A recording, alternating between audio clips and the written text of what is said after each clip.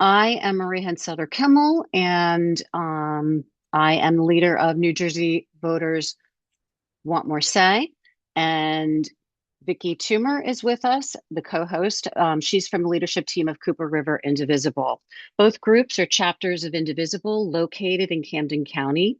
We're grassroots groups dedicated to empowering citizens to make the change that we want to see in our communities and our government. Local government plays a crucial role in the daily well-being of our communities, but many of us don't know what our county commission does and are not familiar with the commissioners who serve us. It's not easy to learn about the candidates for county commission or to meet them. So we planned these candidate forums to meet that need. Tonight, we'll start with a brief overview of the county commission and the duties of the commissioners. And then our candidate forum will provide an opportunity to hear from two candidates running in the Democratic primary for the two county commission seats up for nomination in the June 2nd primary. There are four candidates running in the Democratic primary: Vonetta Hawkins and Constance Mercedes, who are with us tonight from the South Jersey Progressive Democrats, and Louis Capelli Jr. and Jonathan Young Sr. with Camden County Democrat Committee, Inc. We have been in communication with the campaign staff for Capelli and Young and have extended an invitation to them to participate in the candidate forum on a second evening. We are waiting for their response. And if they agree, we will post the information and date about that forum as soon as it's available. So let me just do a brief overview of county government. I have a little civics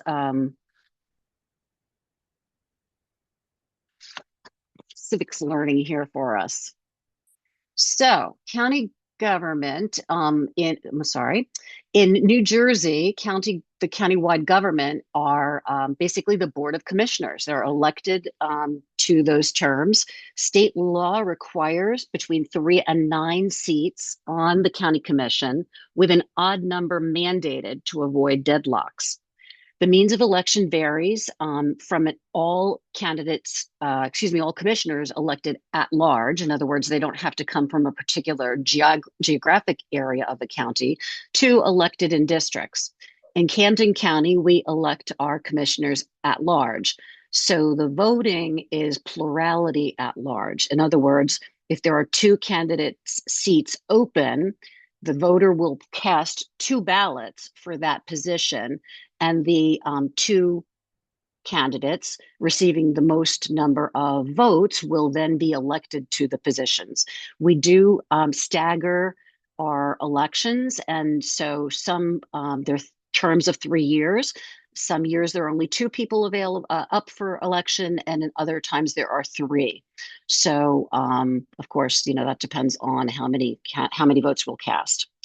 The commissioners perform both legislative and executive functions, with each assigned responsibility for a particular department. There are 5 counties in the state that use an elected executive administrator, the county executive. And in that case, the commissioners are only a legislative function, kind of like what we think about as a governor in the state legislature, or the president and the federal legislature.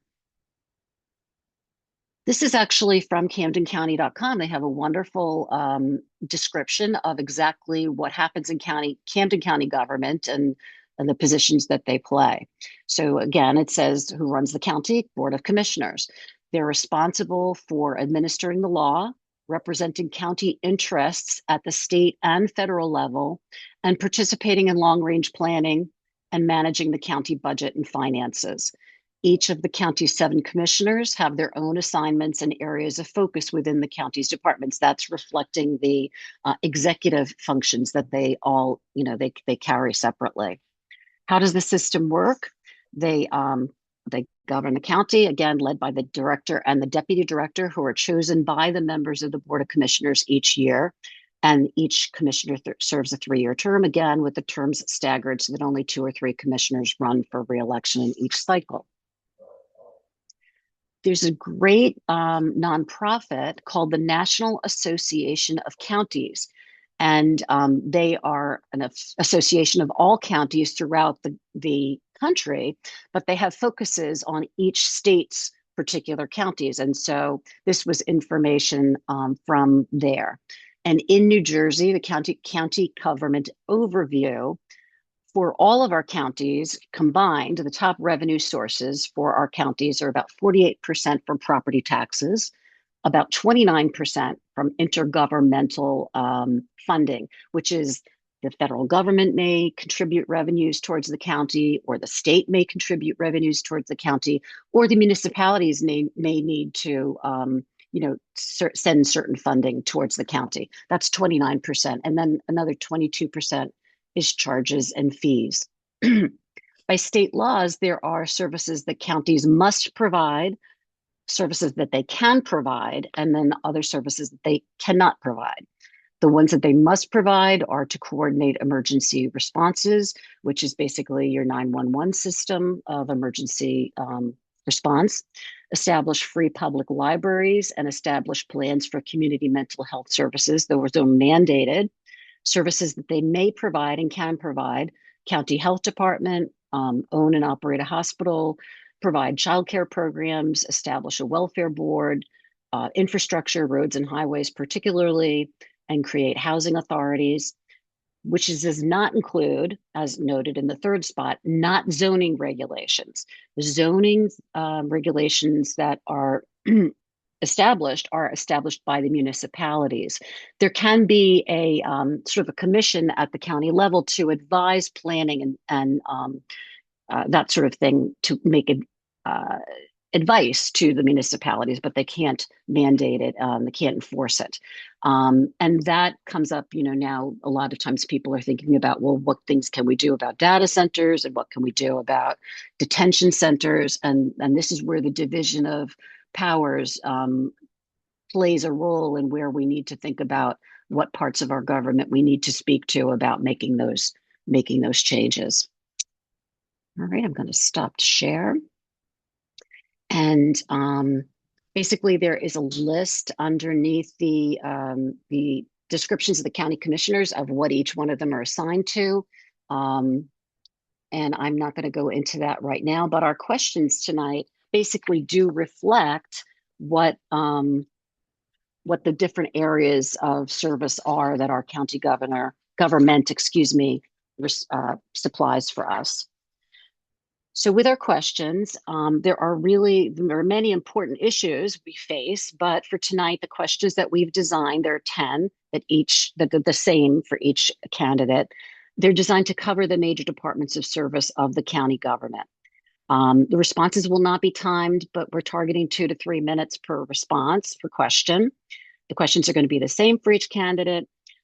These are not gotcha questions. We just wanted to give all candidates a chance to introduce themselves and share their positions on issues important to our county. If there is some time, we're going to take some questions out of the chat. So if you do think of a question, please just write question next to it, and then write down your question. And if you really would like to get an answer from one of the candidates or the others, or if it's just for either candidate, we'll try to take a couple of those questions at the very end after both Constance and Vonetta had a chance to go through with our questions. We know that there are going to be topics that you may be very particularly interested in that we haven't covered tonight. We have an hour, so we can only do so much. And we encourage you to reach out to the candidates, to ask the candidates about those questions. We're going to be providing their campaign email contact information in the chat at the end. So let's get started. And I'm going to invite Constance to come and be featured with me and get to answer some questions. But first, I'm going to do an introduction. Constance Mercedes is a candidate for Camden County Board of Commissioners. In the interest of full disclosure, one of the candidates, Constance, is a member of Cooper River Indivisible, but does not hold a leadership role. Constance is a resident of Camden since 2020, when she transplanted from Brooklyn, New York. She has no children yet, but ran for school board last year because of her concern for the kids of Camden and the challenges they face. Constance is a registered nurse for 6 years with experience both as a staff nurse and currently as a night facility nursing supervisor in a long-term care facility. Her hobbies are reading and running for exercise, including she has completed a half marathon just within the last few years and has some aspirations of doing more long distance running. Her prior experience as a candidate, she ran for Camden City School Board last year due to her concerns about the kids of Camden. And we are delighted to have Constance join us tonight. Hi, Constance. How are you? Hi, Emery. How are you? Good, good. So, can you start out by telling us why you're running for the Board of Commissioners? Well, I'm running. Let me start by saying I live in Camden, and if elected, I'd be the only commissioner actually living in Camden City. So that sort of influences my decision to run. I live in an area with a lot of abandoned buildings and vacant lots, and I don't feel like Camden City has received enough attention enough money towards this issue. So I just want to focus attention on Camden City. Obviously, I care about other parts of the county, but then Camden City is in dire need of more help. We're the poorest city in the county, probably in the whole state. And I think Camden could be much better than what it is. So that's why I'm running, just to fix my local community, basically. Great, thanks for that answer. And what would be your, say, top three priorities as a commissioner if elected? Uh, Top three priorities would be working with the city of Camden to establish a land bank. A land bank has been used in other areas to address the vacant property problem. It's been used in Baltimore and other places. So I'm going to try doing that here. Also to address ICE.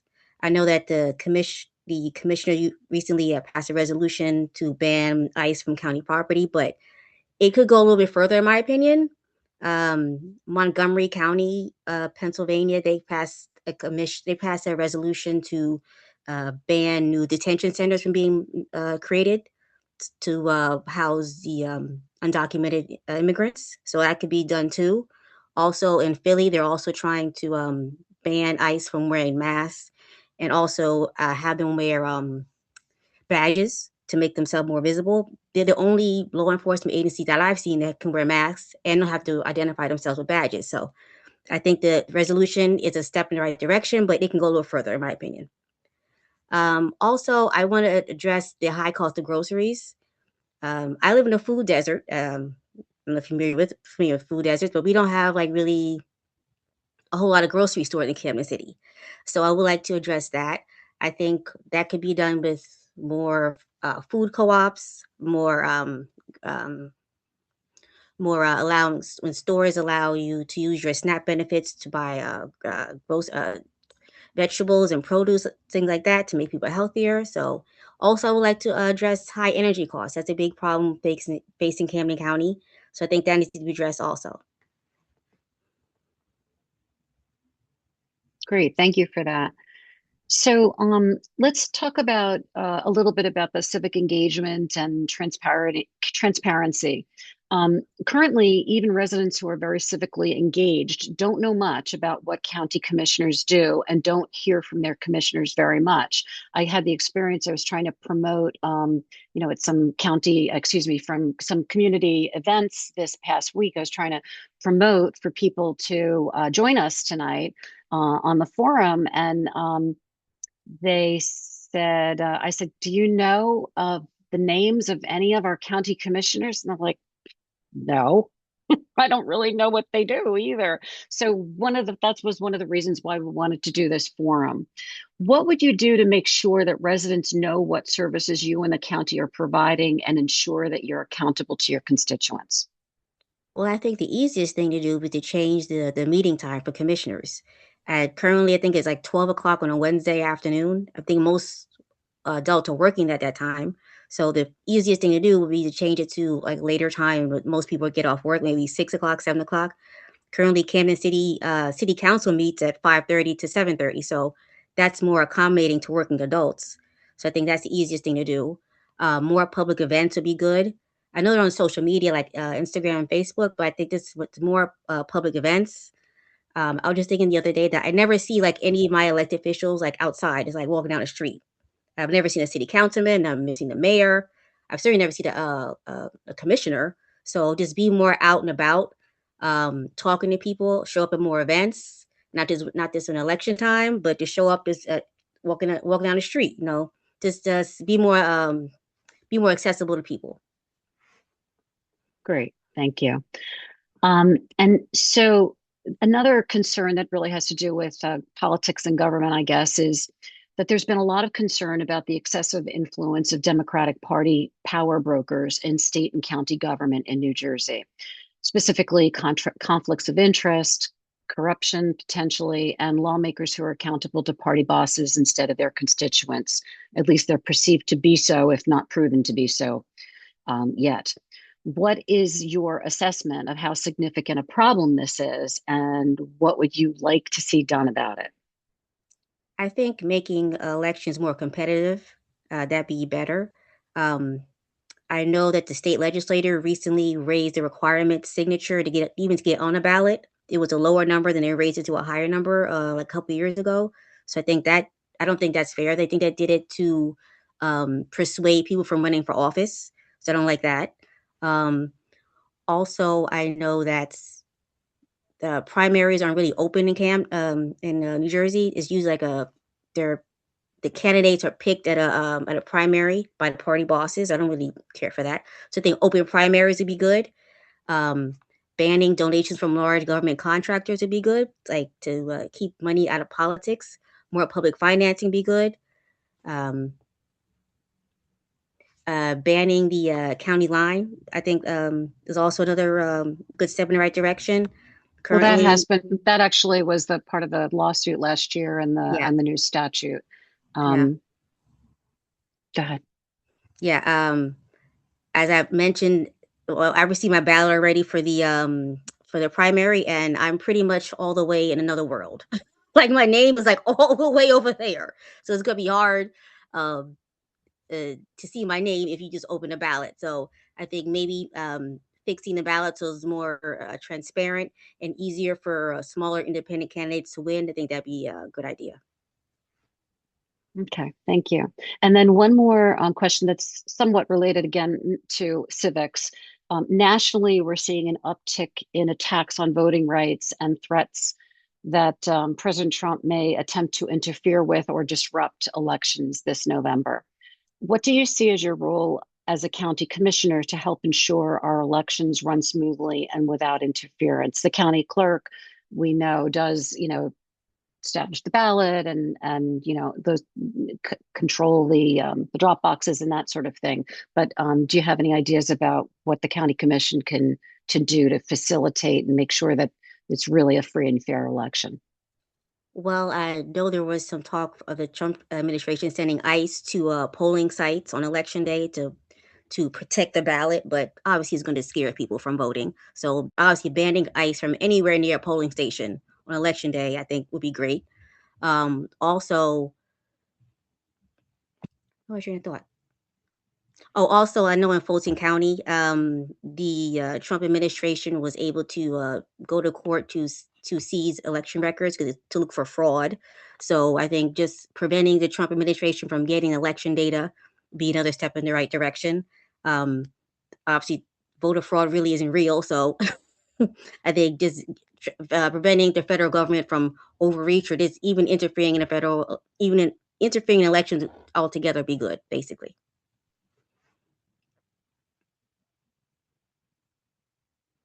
I'm going to pass over to Vicky.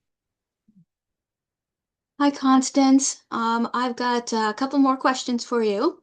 Um, you've mentioned several times, and so I'm going to kind of directly ask about ICE. ICE has been kidnapping our residents, holding them in inhumane conditions in Delaney Hall, and leaving families unable to meet their basic needs due to loss of income and crushing legal fees. The commissioners just passed the resolution, which you mentioned, to ban ICE and CBP from county property and prohibit their use of county resources. What will you advocate for the county to help protect and support immigrant residents, especially those impacted by kidnappings, detentions, and deportations? As I mentioned before, the resolution is a step in the right direction, but it doesn't go further enough, in my opinion. I think banning ICE from driving in unmarked cars, walking around with masks, banning the creation of new detention centers solely to detain undocumented immigrants, and providing assistance to people who are already in custody. I think that would be good. Expanding legal aid, volunteers. I know Cooper River, Indivisible, they are doing like a they're accompanying people to hearings, immigration hearings. So I think that's a good step in the right direction. Just putting as many eyes on ICE as possible. Don't allow them to operate in darkness. Just be aware and be cognizant. Um, and yeah, just fight them more than what we're doing right now, basically. Thanks.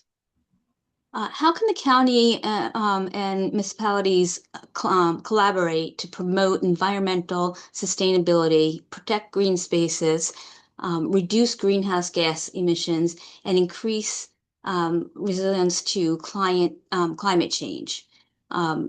Do you have a top priority, particularly for environmental issues in Camden County? Well, I think investing in public transportation would be a great step in the right direction. That would reduce greenhouse gases. I'm a native New Yorker, so when I moved here to Camden, I was surprised by the lack of 24-hour buses. So that would be like a big step in the right direction. More buses, more trains.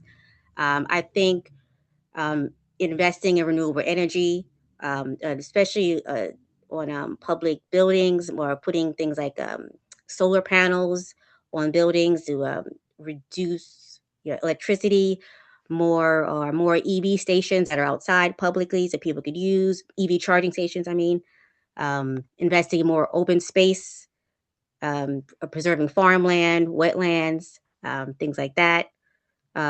Conducting a green energy audit for municipal buildings to see where we at and where we want to be.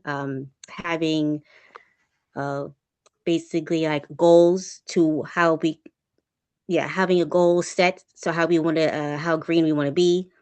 I think yeah, there's a whole host of ideas that could be happening. Good. Thanks. We've been consistently faced with tragic accidents in Camden County, pedestrians, cyclists, auto. What proposals do you have to make our roads safer? I think first thing, as someone who lives in Kansas City, the roads are not great. Potholes all over the place. So just maintaining roads, fixing the potholes, that'd be a step in the right direction. Also, fixing roads, investing in more stop signs, I think would be good. Slowing traffic, lowering the speed limit in high traffic areas like schools, in your houses of worship, that would be good. More traffic enforcement, investing in things like road bumps and roundabouts to slow down traffic, using crash data to see where the crashes happen, and reevaluating from there, basically, like what can be done. Maybe redesigning streets, maybe more one-way streets. Maybe that might help. So I think there's a lot of things that could be done, basically. Thanks. As healthcare costs skyrocket, what can the county do to help ensure that healthcare is accessible and affordable to all residents, particularly immigrants, the uninsured, and trans residents? Well, I'm an RN. I do volunteer at the Cherry Hill Free Clinic, which is accessible for anyone, regardless of immigration status, regardless of ability to pay. They're a great place. I've been there 2 years. I recommend it to anybody. Just investing in more public places like that. Unfortunately, there aren't a lot of free clinics in the area, but If you find yourself without health insurance, I highly recommend the Cherry Hill Free Clinic. Also, I know the governor, Mikey Sherrill, she was in Camden City like a few weeks ago, I think, to promote a program that has nurses make visits to postpartum moms to check up on them, make sure they're okay. So that's another thing right there. Camden, we have a lot of governmental like health places, Cam Care we have here. So I'd like to hopefully preserve funding for at least that. I know the big beautiful bill, as Trump calls it, called for a lot of Medicaid cuts, which is going to affect a lot of community centers. So I would be absolutely fighting those cuts tooth and nail to preserve places like Cam Care that do offer free or reduced cost care to people who live in the area. So I think that'd be good. Great. Is there anything else you'd like to talk about that we haven't covered yet?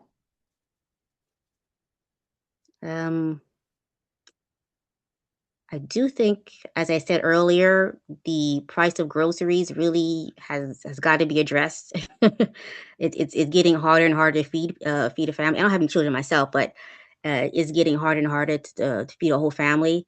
And I think this more investment in maybe farmers markets that might help. Food co-ops that might help also.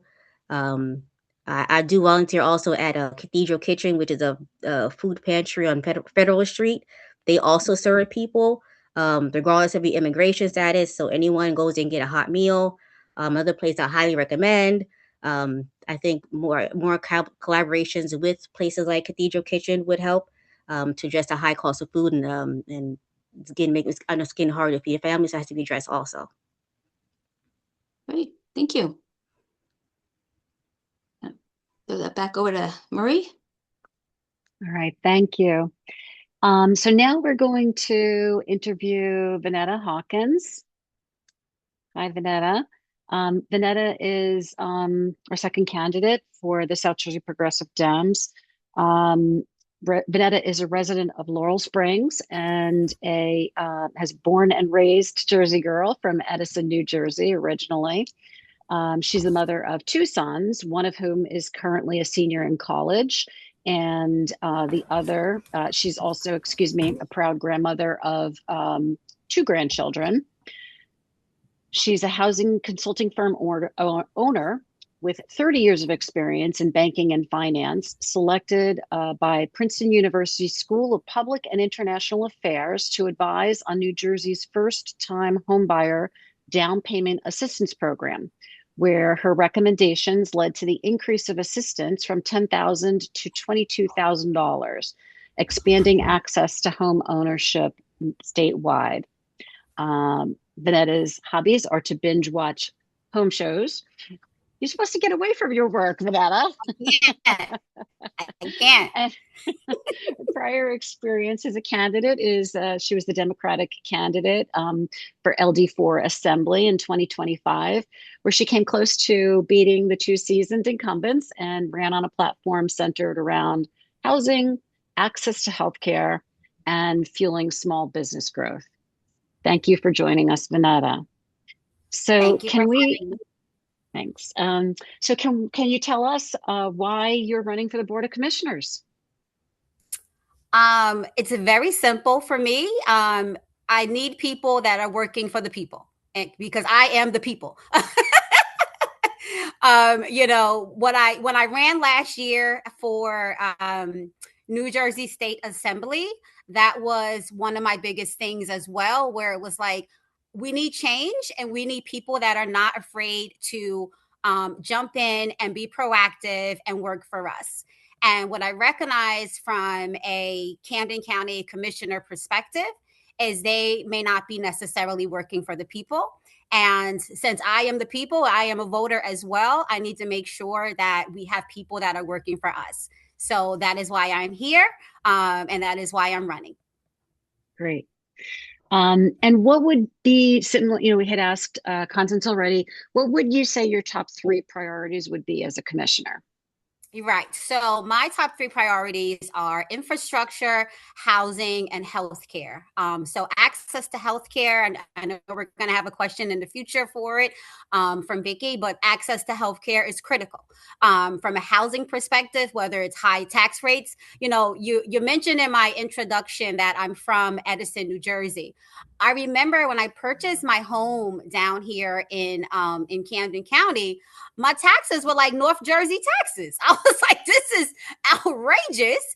And they've been that high ever since. So having some kind of making sure that we can reduce that in some capacity. And then infrastructure. I tell a story about 30 years ago.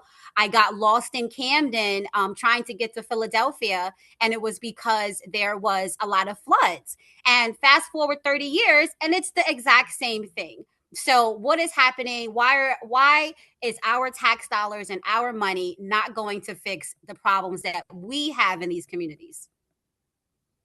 Okay, thank you. And again, currently, residents who are civically engaged don't know much about county commissioners and what they do, and don't hear from their commissioners much. What would you do to make sure that residents know what services you and the county are providing and ensure that you're accountable to your constituents?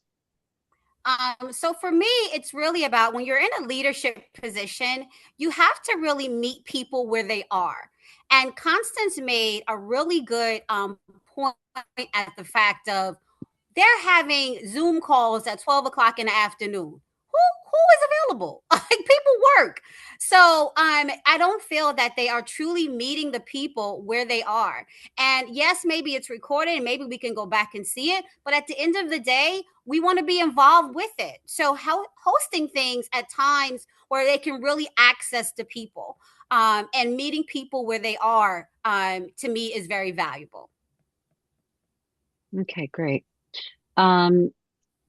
Again, a lot of concern about the excessive influence of power brokers in both our state and county government in New Jersey. Do you think, what's your assessment of how significant of a problem this is, and what would you like to see done about it? Yeah, candidly, I feel as if no money should be. People should not be able to take corporate money for their positions. When I ran last year for state legislator, I had $1,200, and that was from the people. I did not have these massive donors, donating billions and thousands, hundreds of thousands of dollars to my campaign. So that means that I would not have been bound to trying to do whatever they wanted me to do. And that my voice would have been powerful within that seat. And the same thing here with the Camden County Commissioner role. When you have a lot of influence, then sometimes people can be influenced into doing things that's not in the best interest for the people. So for me, I don't really feel that having all of this corporate influence in the room of the decisions that are going to impact the people is really valuable. So I think that there needs to be some type of governance and policy around what can and can't be effective, and having more transparency. Recently we found out, just doing research, that Lou Capelli has like 10 other board seats or roles within multiple different towns within this county. It's absolutely insane to me. So not only are you running our lives from a Camden County perspective, you're running all these individual towns within the county. So where is, I am a firm believer of diversity of thought, right? And how people think it should be a diverse, ideas around how things get done. You have one man with massive power, not just over the county. Madness to me. Okay, thank you for that. And back to the voting rights question. We're seeing uptick in attacks on voting rights and threats about interference from the federal government, potentially with our midterm elections or even a disruption of the elections? What do you see as your role as a county commissioner, if elected, to help ensure our elections run smoothly and without interference? Yeah, so when before President Trump got elected, the one thing I told my mom at that time, I said, I just want to be able to vote in 2028. Like that was like my one thing that I said, years ago at this point, that I felt this man was going to come after our right to vote. This is a right that has been fought for centuries, for people to be able to have the right to vote. And the fact that we are being intimidated by ICE, the threat of ICE showing up at different facilities, or even just having security at a voting place is wild to me. Absolutely wild. So ensuring that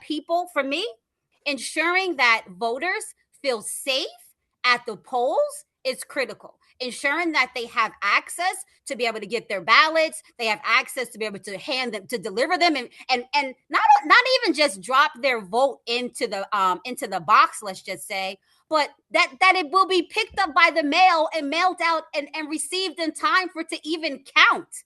I mean, at this point, we have to be very proactive around what we're doing to ensure that our voting rights are not stripped from us. Reaction, you know, playing defense is not an option at this point. Offensive, to make sure that we're able to win and get ahead of all of the shenanigans that this government is coming at us for. Yeah, that's obviously, as leaders of indivisible groups in the area, we're very concerned about possible interference on all of those factors. So thank you for that answer. And let me turn over to Vicki to ask you the other questions. Thanks. Hi, Vonetta. Hello. We're going to start with ICE again, since it's really very trying subject here across the country and in Camden County. But as I mentioned, ICE has been kidnapping our residents, holding them in inhumane conditions in Delaney Hall, and leaving families unable to meet their basic needs due to the loss of income and crushing legal fees. The commissioners just passed the resolution we mentioned to ban ICE and CBP from county property and prohibit their use of county resources. What will you advocate for the county to do to help protect and support our immigrant residents, especially those impacted by kidnappings, detentions, and deportations? I'm sorry, the video was going in and out. Can you just ask me the last part of the question? Absolutely. So what will you advocate for the county to do to help protect and support our immigrant residents, especially those impacted by kidnappings, detentions, and deportations? Right. So, this is a great question, Vicki, and a very, very sensitive topic. When I think about the fact that people are literally let's imagine you are walking down the street, a man jumps out, a group of men jump out with masks over their face, snatch you up and put you in the car. Like, this is America today. This is America today. So, as Martin Luther King, or I think it's the one who said it, injustice everywhere is injustice anywhere is injustice everywhere. So for me, it is really about being proactive with education, making sure that people are aware of their rights. And not just people that are immigrants. This is for every single person in the county, because I do not want, if I see somebody getting snatched up from ICE and being potentially kidnapped from ICE, I want to be able to speak up for them. I want to be able to help them, but I might not know what to do. So being able to make sure that all of us are educated, whether it's a hotline we can call, it's a flyer that goes out, it is a campaign around how to stop them and how to know your rights. We have to be proactive in getting information to all of the people in all of the communities, because as I was at Home Depot and saw ICE grabbing I thought they were ICE. They turned out they were not. But I walked right up to that group of police and asked them, what was they doing with this man? And was he okay? It's because I wanted to make sure he wasn't about to get kidnapped off the street. So making sure that all of us know what to do when it comes to being able to protect people from an education perspective, making sure that from a legal aid perspective, that people have access to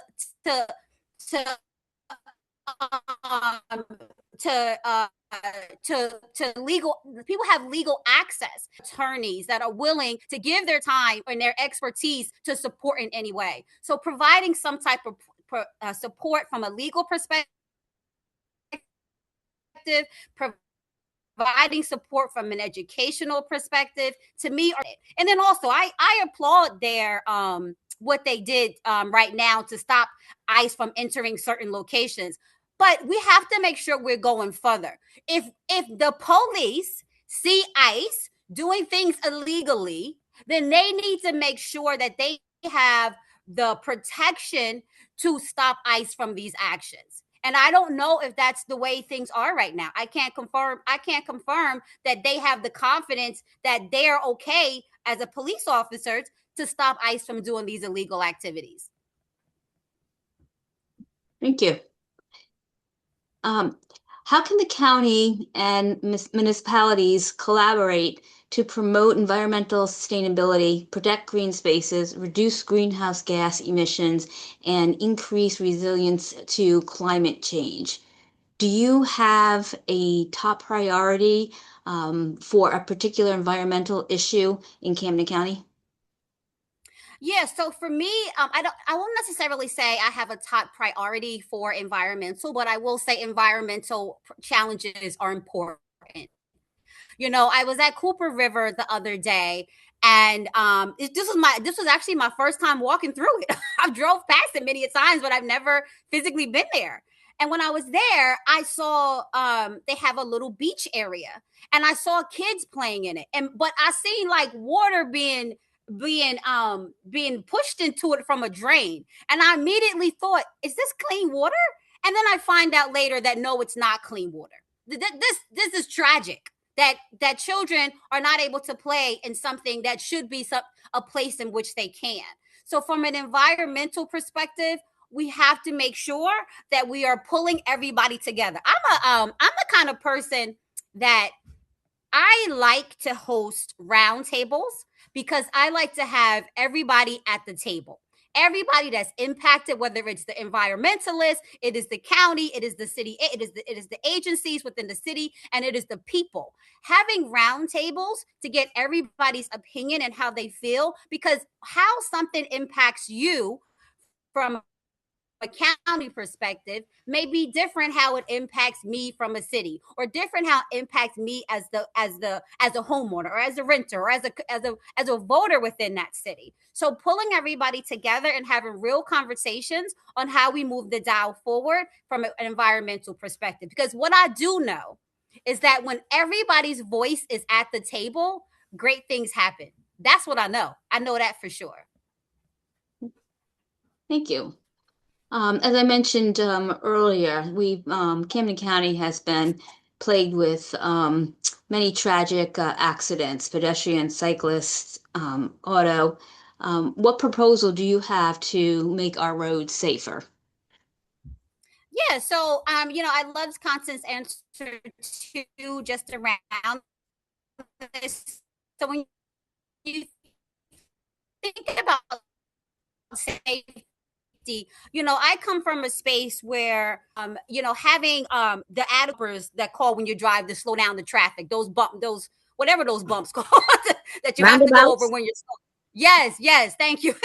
Right. So having more of those in our high traffic areas where we're seeing the accidents are occurring at, making sure, first of all, let's have some data. So let's capture data, because data is important and data should drive decisions. So capturing data around where are we seeing these high traffic areas, or where are we seeing high areas where accidents are predominantly happening at? And starting there when it comes to thinking about what can we do differently. So if we know a particular intersection has a lot of accidents, then that's the intersection that we should be considering first when we're putting together infrastructure plan around roads and bridges and bike trails and all that good jazz, to say, where do we start and how do we become impactful with it? Thank you. As you mentioned earlier, healthcare, as healthcare costs skyrocket, what can the county do to help ensure that healthcare is accessible and affordable for all residents, particularly immigrants, the uninsured, and trans residents? Yeah, so for everybody, first of all, healthcare should be a right. It's tragically not, but it should be.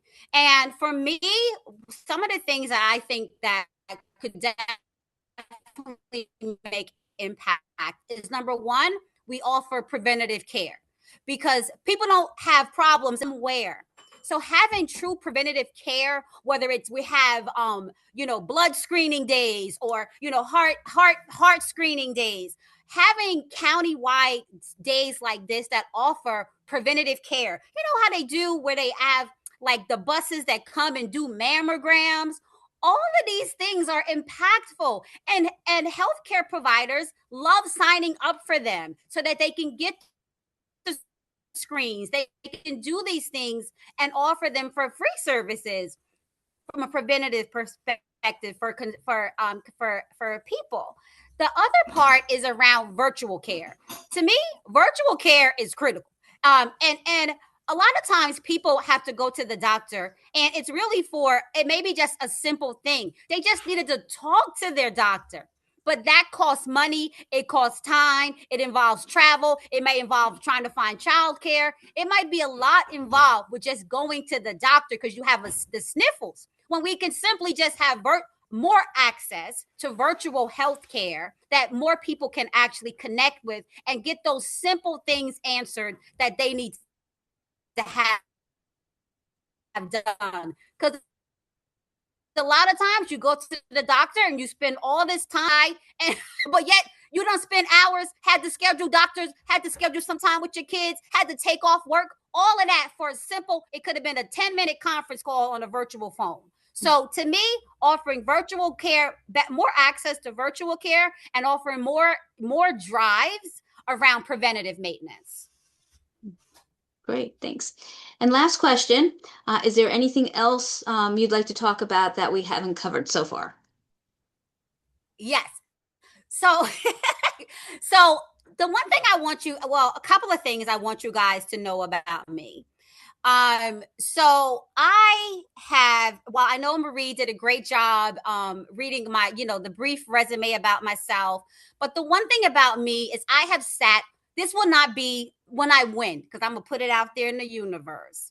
When I win, this will not be the first board that I've ever sat on. I literally sit on the board right now, and I am a leader. I have sat on 6 other boards in the last 10 years where I lead strategy. That is very important to me. And I want you to understand that I am the kind of person, when I sit on the board, one of my slogans is your voice is your power, because I truly believe that. I am not, and I have never been the person that sits on the board and just falls in line with what everybody else is talking about. If it doesn't make sense, or I don't think it's a good thing, or, I have a difference of opinion, respectfully, they're going to know.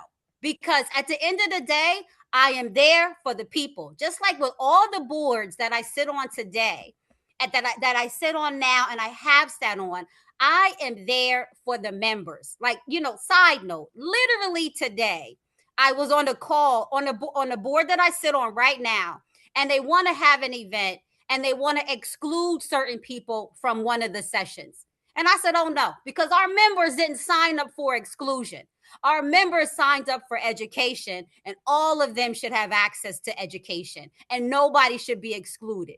Now, my voice is not the same voice that's in the room. And I'm okay with that. And I think that when we think about bringing people on for any type of leadership position, we have to make sure that they are okay with being a leader. They are okay with not always everybody always agreeing with them. They are okay on standing out there with their own, by themselves, in a room of many, with one voice. And if that one voice might not be the same as everybody else, then they're okay with that. And I want you guys to know that I'm okay with that. And I'm okay with working for you, because that's what I would be doing once I get into this role. So that was it. Thank you. Thank you. Thank you very much. All right. Throw that over to Marie to wrap up. So there's one question in the chat that I think we have time for, but I'm not sure if it's a question that you guys are going to have a lot to say about. It might be a little bit too specific. The question is from Sriram. I have heard stories about water privatization attempts throughout Camden County, both successful and unsuccessful, through American Water. Some of the Camden County commissioners, not all, have had some type of connection or possible conflicts of interest with American Water and raised concerns. What is your plan to ensure the county has access to clean and safe drinking water, and why should we trust them to do so? I guess them meaning the current commissioners. I'm not 100% sure. Any thoughts? I'm in favor of more public utilities. I don't really support the concept of private water. That doesn't seem right to me, honestly. American Water, I think, is headquartered in Camden, and it's a very weird smell around that area. So someone who does live in Camden, yeah, I'm in favor of more public utilities. I don't like the privatization of public services.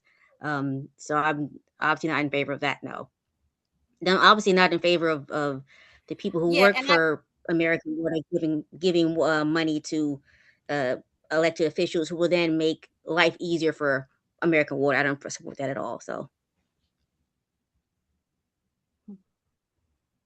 Vonetta, did you have a comment to make as well? Right, and I also will just piggyback that. Yep.